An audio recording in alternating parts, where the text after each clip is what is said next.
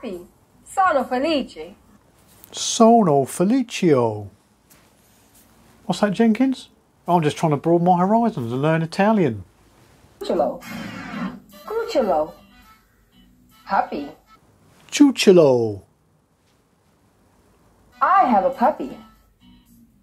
Io ho un cucciolo. Iho, un cucciolo.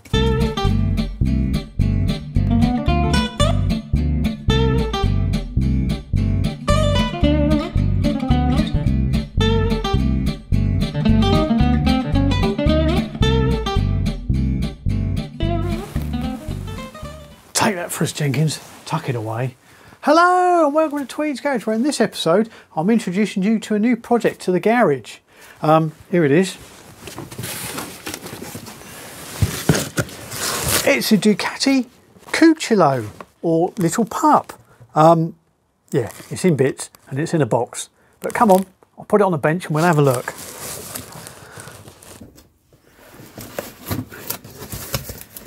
So here it is. Unfortunately in pieces, but most of the bits are there internally. A few exterior bits missing, but I'll tell you about that later. So let's get it out of the box so you can have a look at it. So here it is in all its tiny magnificence. Sort of more like the vintage style motoring. The cylinder head and barrel is all one casting, so it does away without the complication of leaking head gaskets, which were always a problem of little bikes of this era. So they went for one casting, which does make it slightly tricky when working on the valves, because they're quite a long way down in there, you can see, and they're tiny. But yeah, two little valves there. I can actually operate them with my fingers, tiny little valve springs. Yeah, and the spark plug there, that actually takes up more space and the valves down there.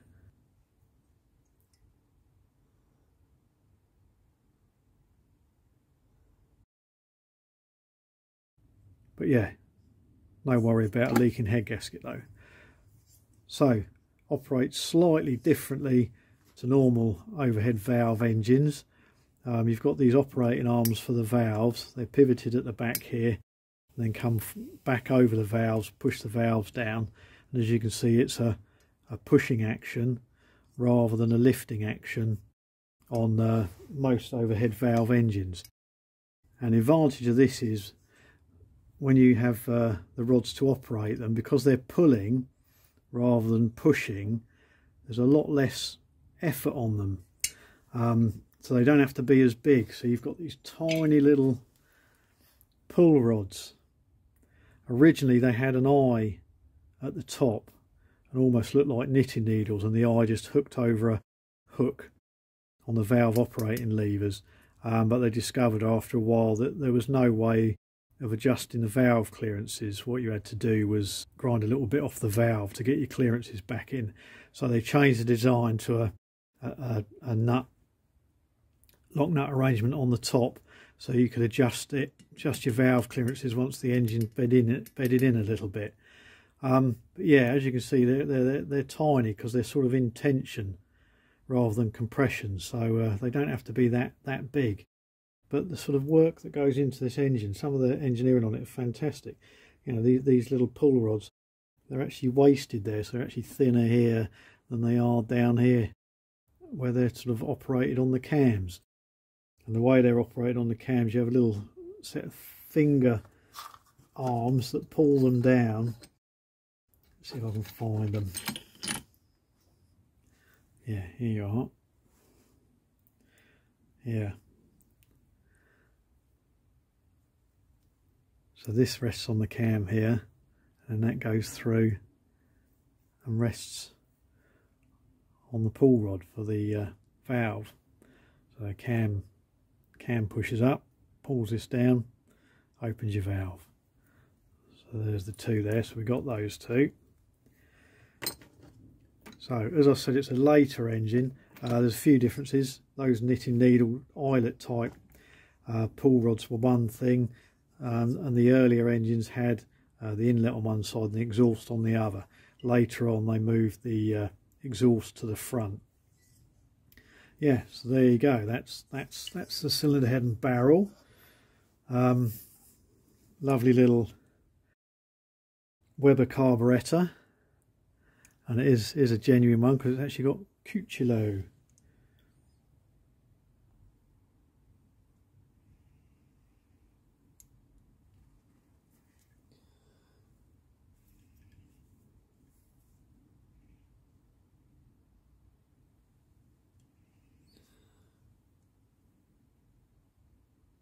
On the float bowl lid, so that all looks complete. Just need a little, got to make a lock nut on there, so you screw it into there onto the gasket, and then you just nip up a lock nut to tighten it up so you get it to the position that you want to. So yeah, we can make one of those up, not a problem. And then we've got the crankshaft, crankcases. Here we go, see if we can get it apart for you. But anyway, yeah, so here it is.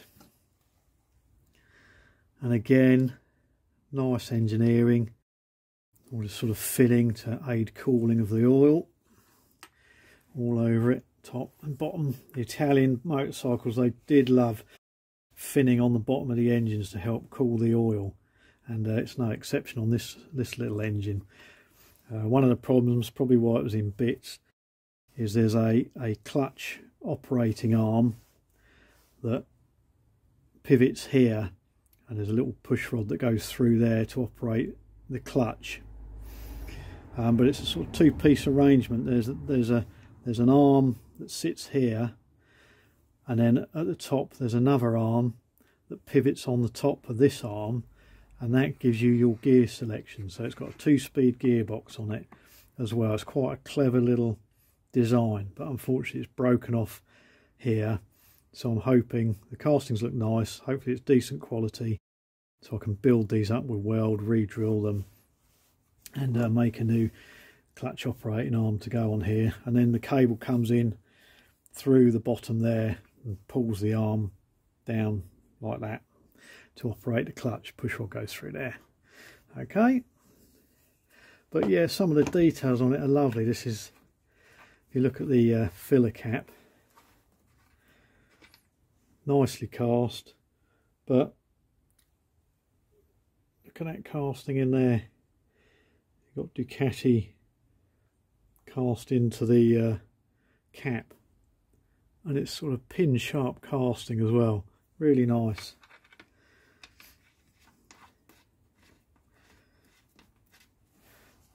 And the Cucciolo embossed in the flywheel.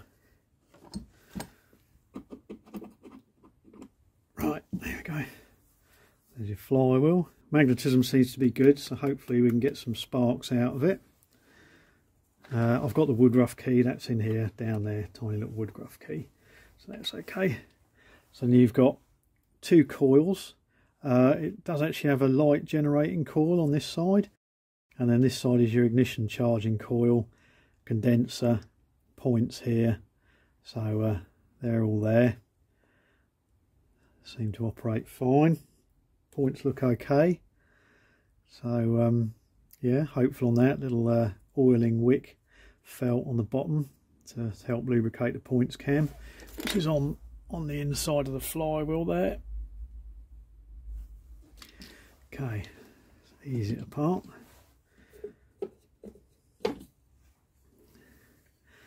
There you go. So there's the inside. So it has obviously done some work over its time. Needs a new oil seal there. It's got its shims in for the bearings here, so won't lose those.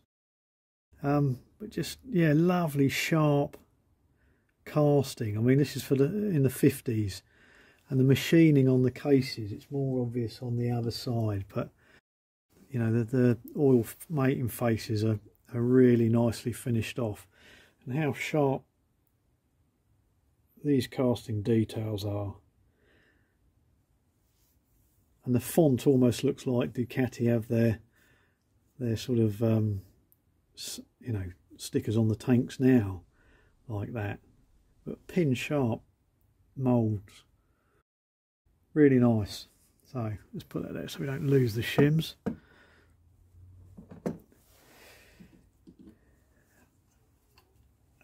And again, lovely casting, nice machining. We've got your piston, conrod, crankshaft. All looks good. Bearings feel okay. Don't seem to be any slop in it, and the piston rings as well. They seem to have plenty of life, plenty of spring left in them. Tiny little piston. So quite a long stroke engine, unusual for little Italian engines. Seems to have a reasonably long stroke. They were designed to run, they were low compression, designed to run initially on sort of any fuels because they were designed in wartime. They were designed to run on really bad fuels, even sort of alcohol based fuels that it would run on. They did sort of up the compression later on, and the performance slowly crept up. So yeah, they decided to go the 4-stroke route for that reason, because 2 strokes could be a bit finicky on really bad fuel. So yeah.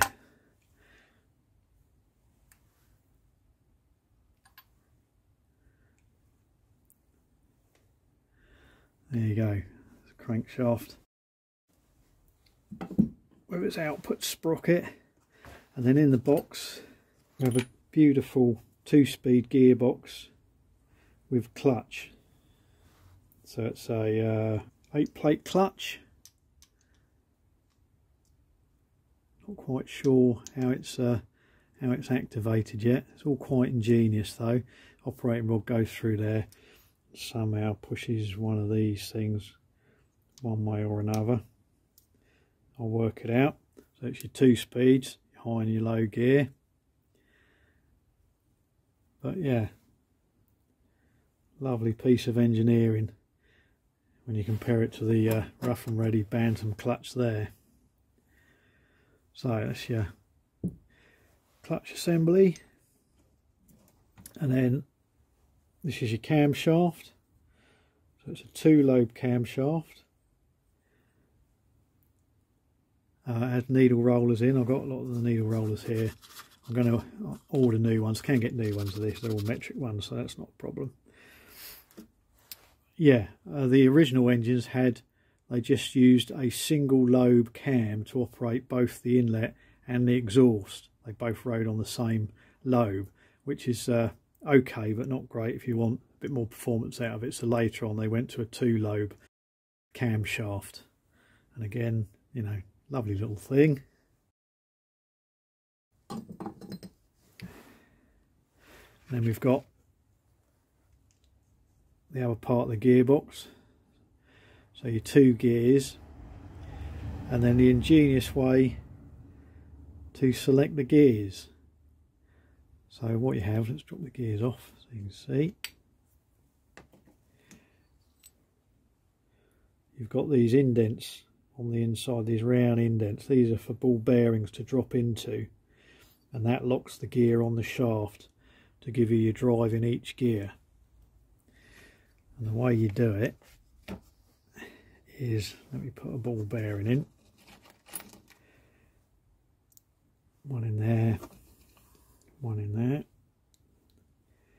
Right, and then you have this.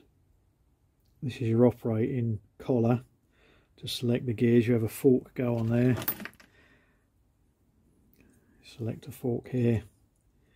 That moves from one side to the other. So what happens is, you can see that bearing's up there, so that's in gear there, and then you push it over, that one drops down, and then that ball bearing pops up and engages with the gear.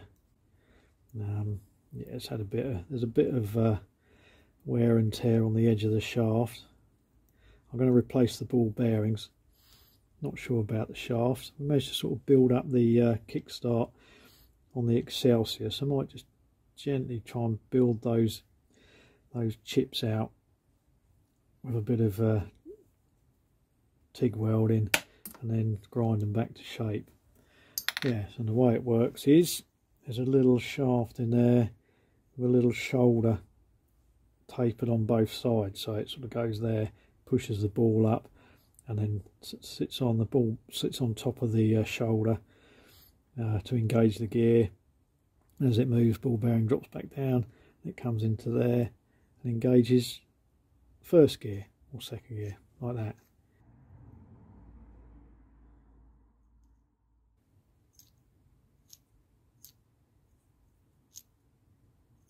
Quite ingenious.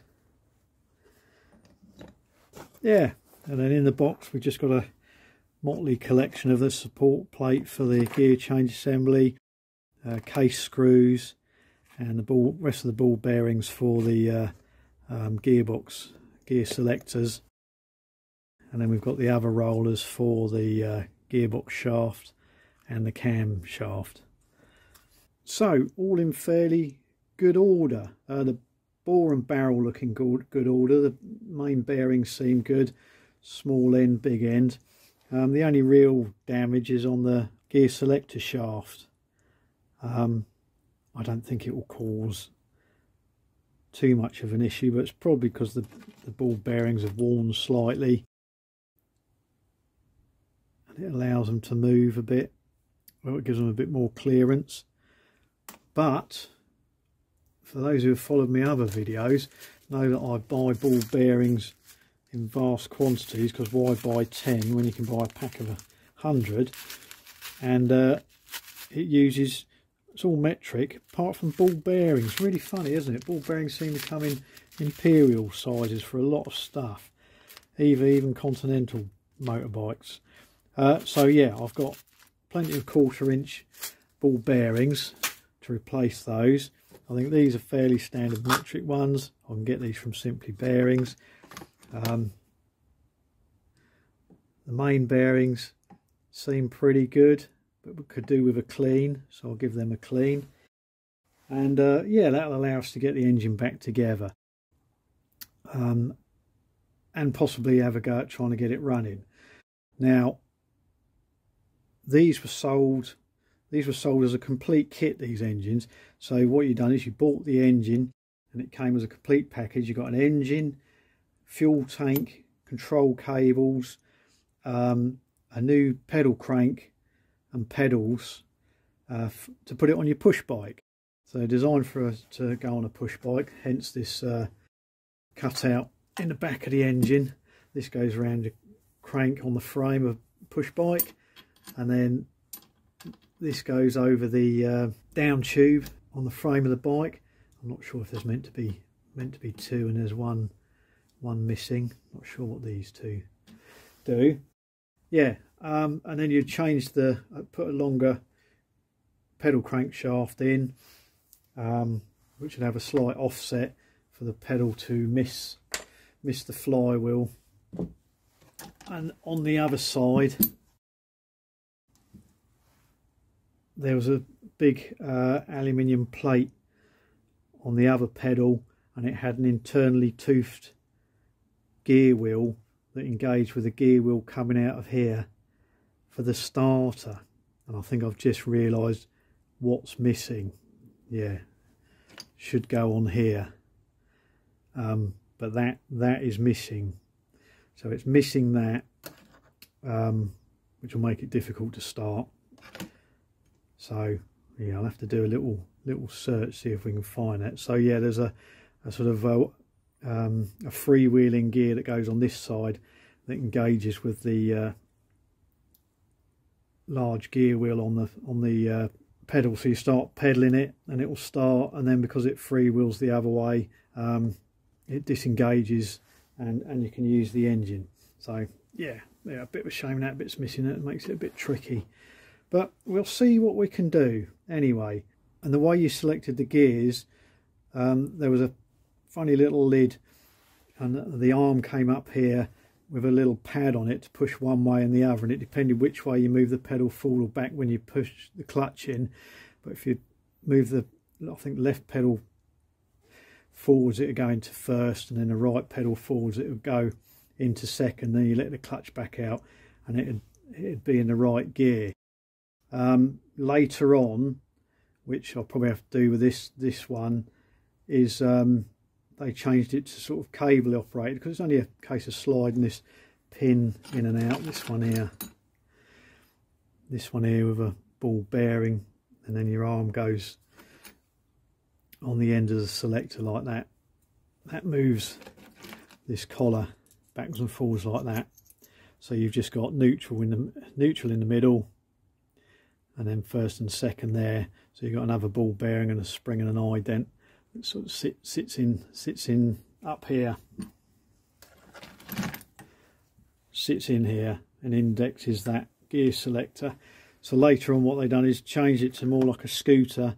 So you had a cable that would pull and push this, and either a twist grip on the handlebar, a bit like a Vespa, or a lever to change it from first to second. So that could be done. That's not a problem. Yeah, the main issue is that, yeah, that gear's missing and the pedal start crank's missing. Yeah, so got to look into that. So I'll give you a little bit of background history for the Cucciolo engine from Ducati. Reading from this book, very good book, or there's also a little article in Buzzing from the NACC, the National Autocycle Club. Yeah, very good club to join. They have a nice little magazine, and they have group rides around the country, riding mopeds and autocycles and that kind of thing. And they're a good bunch. So it was originally developed by a chap called Aldo Farinelli, who worked for a company called Ciata. And before the war, they sort of developed all sorts of things, including tuning kits for Fiat cars of the time. And he foresaw during the war, so 1943 time, that after the war, the way the war was going, they were going to need some sort of cheap form of transport to get Italy moving again. So they came up with this small 4-stroke engine rather than a 2-stroke, which most of the manufacturers went for during and after the war because they were cheap to produce. Farinelli decided that they needed a 4-stroke engine that could run on poor quality fuel, whereas 2-strokes could be a bit choosy what they ran on. And this is what he came up with. He had to sort of scrounge material during the war, because by that time Germany had sort of Italy had changed their mind, Germany had sort of left, and they took a lot of stuff with them. So it was all done in secret, and he didn't want sort of Mussolini's cronies knowing about it as well. So he had to sort of scrounge and sort of gain the materials with difficulty. So he managed to build the engine, and to save steel, he just sort of had a little stubby exhaust on it. And when he used to ride it around the streets, it made this sort of pop, pop, barky noise. And they said it sounded like a puppy, so hence Cucciolo, little pup, is where it got its nickname from. And that sort of stuck, you know, with the advertising. You can see sort of the famous poster with the dog with the engine.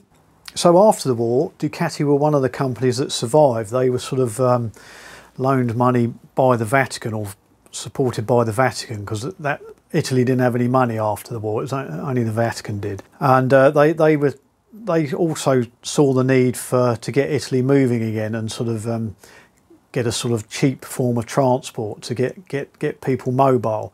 And so they sort of looked around and found this Cucciolo engine by Farinelli, and sort of bought the rights up and started producing it. So that's how they produced their first motorcycle engine. Before that, they sort of made radios and electrical equipment and stuff like that. Yeah, so this is sort of the Ducati's first motorcycle. Well, it wasn't a motorcycle at first, it was just a bolt-on power unit, but towards the end of its life it was sort of made into a proper little motorcycle, you know, frame, suspension, decent brakes, and the engine mounted in the frame. But this is one of these sort of bolt-on units. So after the war, the United Kingdom, like Italy and the rest of Europe, sort of was ruined and didn't have any money, and people needed to get mobile again, and cheap transport was needed. So the autocycle movement started. They were, you know, a low tax, low cost option. There was a sort of multitude of most of them were 2-stroke engines that either drove the front wheel or back wheel, either bolted on the top like the Power Pack, or like the Cycle Master. I think it was the Cycle Master, yeah, like the Cycle Master, or the winged BSA winged wheel. It was an engine within the rear wheel. Quite ingenious little things. So Cucciolo came to the United Kingdom via BREW, who are now known for sort of seat belts, safety belts, that kind of thing. But at the time they were looking around for an opportunity to, you know, grow their business, and got in on the autocycle market. So initially they bought the engine kit in with the fuel tank and cables and everything, so it could be bolted to a bicycle. And then later on, as time went on, they sort of made a scooterette and a sort of lightweight motorcycle like Ducati did towards the end. So that's probably how this engine made its way to the United Kingdom. It's probably on a bicycle, but they were quite expensive. They're sort of £40 with taxes and that for just the engine power pack kit, which for that time was quite a lot of money, but it was vastly superior to the sort of two-stroke offerings that you could get at the same time. Yeah, I mean, if you want to read more about it, this Stink Wheel Saga is a very interesting book. Not only does it cover that, it covers a lot of the little power packs and cycle masters and that kind of thing. Quite an interesting read. So there you go. There's the latest project in Tweed's garage. It'll be put on the back burner for now. I might try and, you know, keep an eye on the internet and try and source the little bits and bobs that I'm missing to make a complete unit. It'd be nice to put it on a bicycle and see how it goes. But yeah, I sort of hope you like that, and yeah, give us a little like and subscribe, and yeah, go back and look at the other videos. There's loads of stuff there to keep you entertained, and I'll see you next time. All right? Oh no, ciao babies.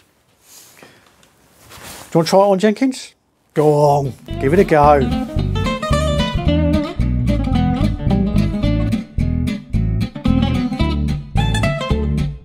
It was originally developed by Aldo. So it was originally developed by a chap called Aldo Farin. Oh, hang on.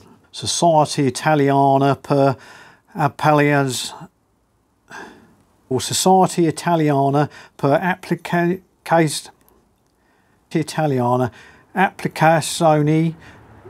Society Italiana per Applicazioni Tecni Auto Aviauto. No, forget it.